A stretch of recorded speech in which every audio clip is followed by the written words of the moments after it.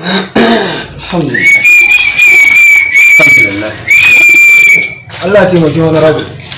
Allah ya taimaki wani Me ya rabu. kawo kana? Wani rabu ne ya kawo ka kenan wani rabu. Na kirgan ƙuri'u ne a ciki ko kaga wurin zuwan talakawa ne. Wani rabu wannan ƙuru ai mu ake sa ƙirgar su wannan ƙuru ai ba na ku ba. Kaga talaka na kirgan ƙuri'a. Allah ya taimaki wani rabu wannan ƙuru ban nan ƙirgar su. Bari na ƙuru ai kai ne haka. Bari in koma da. Wani rabu girman ka nake gani kwara ka mu talakawa. Ya za a yi ku a matsayin ku na shugabanni a cikin. Me ya kawo wani? Ina tafiya za ka yi ko? Ba sallama ake yi. Yawwa ita yana ya ƙirgar Talaka zai zo wurin kirgan ƙuri'a.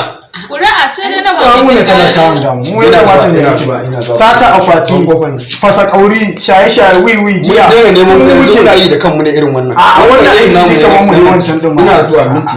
Ke mu je dai. a me aka wani rabu ba girman ka bane Allah ya taimaki wani rabu Allah ya taimaki wani Za ka rabu ja da wani rabu. a ba haka bane Allah ya taimaki wani rabu na san ja daga bai. Ja ba. a ka banne mu wannan aikin ni ba ni san ka wahala ne wannan irin aiki Ja ma ai aikin da kana wahala. kamata Dirga takardar ne aikin wahala. a ka ban mu da Allah mu gida Ya za ka hana ne shiga? wani rabu wai ne haka wannan gida ba irin kuma bai ma kamata a ce kana zuwa nan